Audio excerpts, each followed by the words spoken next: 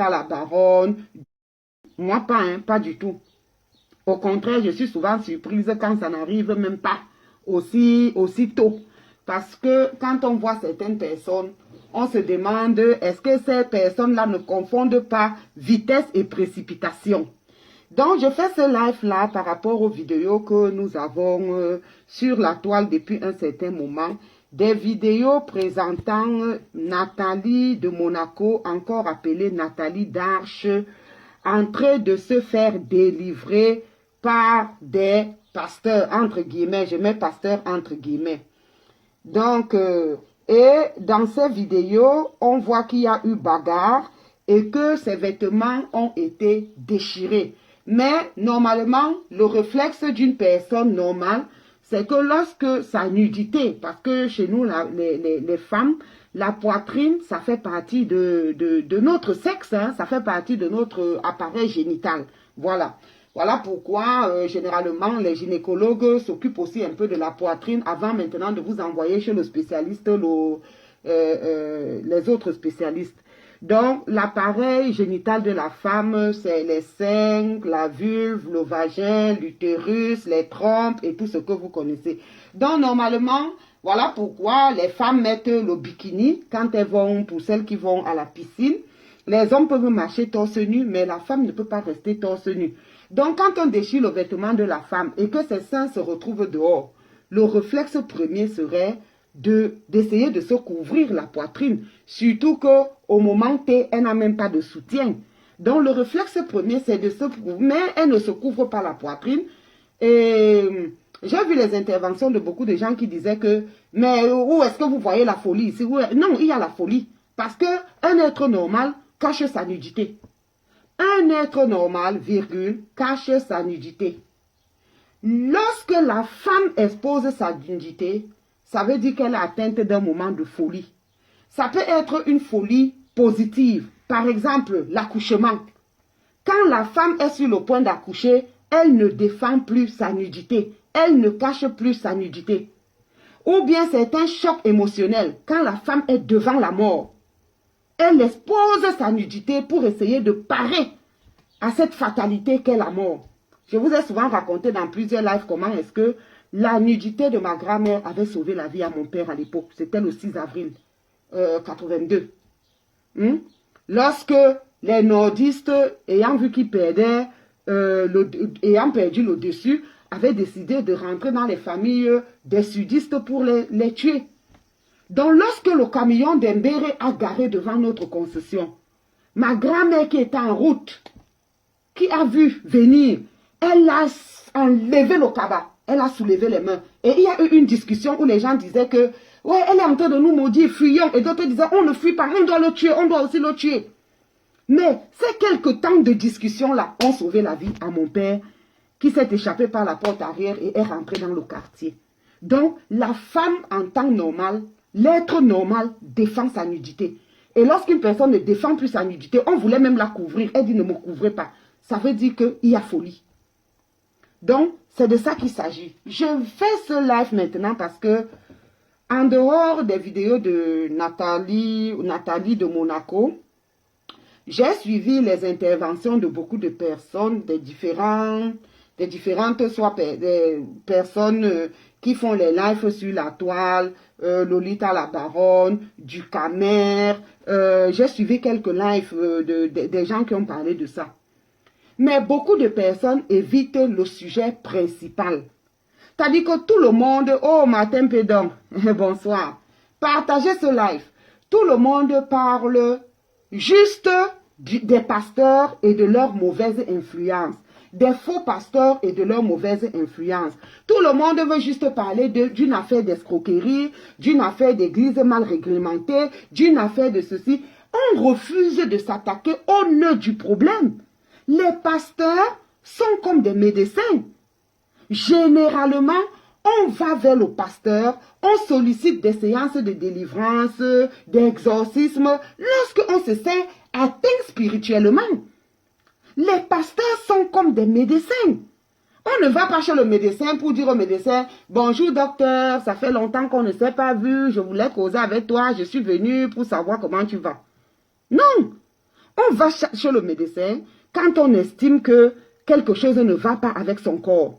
C'est là où on va consulter. Ou alors on va se faire consulter. Donc c'est comme ça. Mais vous laissez le problème de fond pour vous attaquer à un problème, je peux même dire de forme. Parce que le début du problème, c'est quoi? C'est que la question qu'on devrait se poser, c'est, je ne sais pas si vous m'écoutez, hein? Ah oui. La question qu'on devrait se poser est celle de savoir qu'est-ce qui se passe. Ce qui se passe avec Nathalie de Monaco. Qu'est-ce qui se passe avec Nathalie de Monaco? Ça devait d'abord être la première question. Avant même de savoir si c'est le pasteur, s'il est pasteur, s'il n'est pas bon pasteur, s'il est bon pasteur ou quoi que ce soit. C'est d'abord ça. Depuis un certain moment, 2 ou 3 ans, on n'a plus vu la soi-disant Nathalie de Monaco avec son slogan du luxe insolent et son king royal. Voilà les mots. Hein? Le luxe insolent et le king royal. On ne l'a plus trop entendu parler du king royal. On ne l'a plus trop entendu parler du luxe insolent. Pourquoi?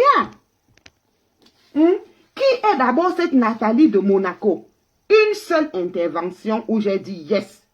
C'était l'intervention de ma sœur Aïcha Sol chez Ducamer, qui a parlé sans langue de bois. Et qui a mis le doigt là où beaucoup de gens devraient d'abord mettre le doigt. Qui est Natacha de Monaco? Natacha de Monaco, c'est d'abord une vendeuse de rêves. Natacha de Monaco, bonsoir à Tracy Royal. Natacha de Monaco, c'est d'abord une femme qui a une influence négative vis-à-vis de la jeunesse. Parce que Natacha de Monaco appartient à cette femme-là qui font rêver les jeunes gens.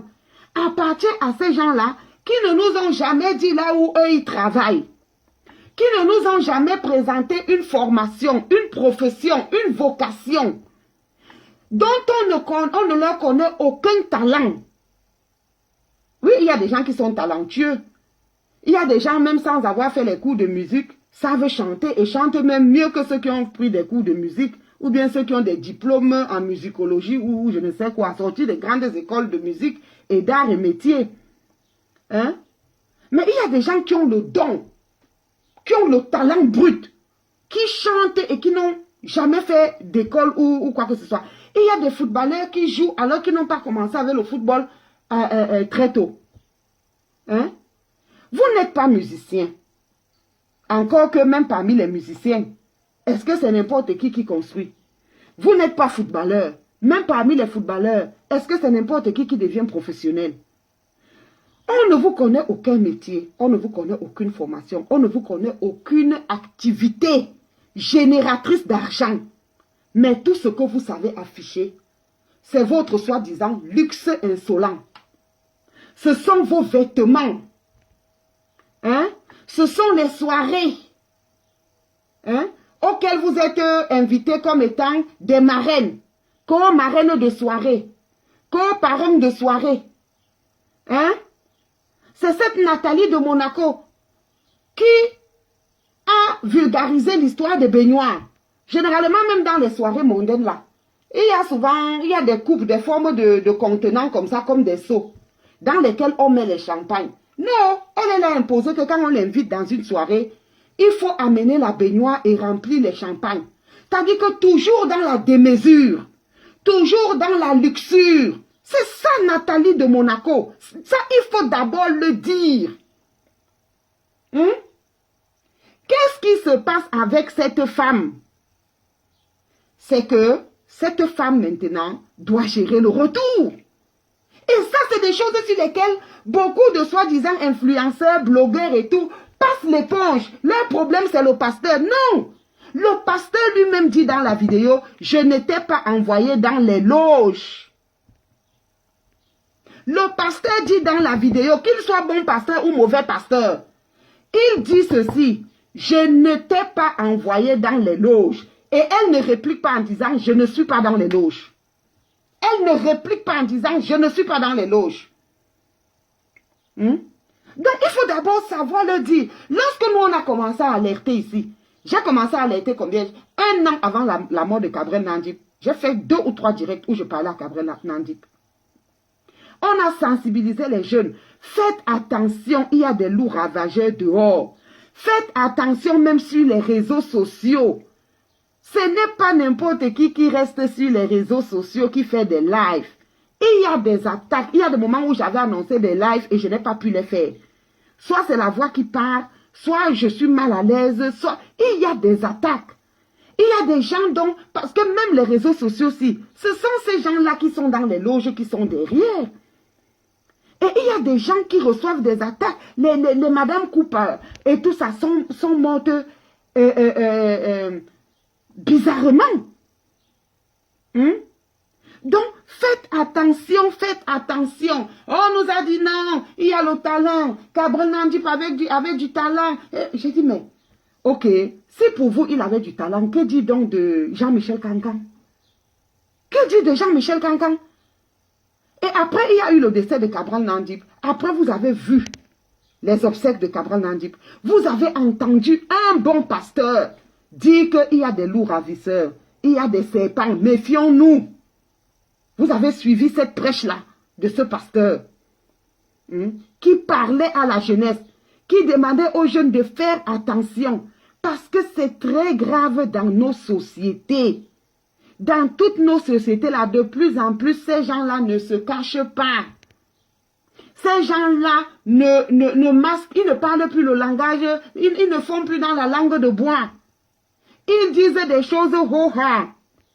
Ils vous disent que pour faire ci, il faut comme ça, il faut comme ça, il faut comme ça. Tu acceptes, tu n'acceptes pas, tu laisses. Mais ce sont des menteurs, ce sont des méchants. Ils veulent juste arracher votre âme. Ils veulent vous prendre votre fierté. Jeunes, méfiez-vous. Méfions-nous. Allons doucement, allons sûrement. On n'est pas obligé pour bien vivre.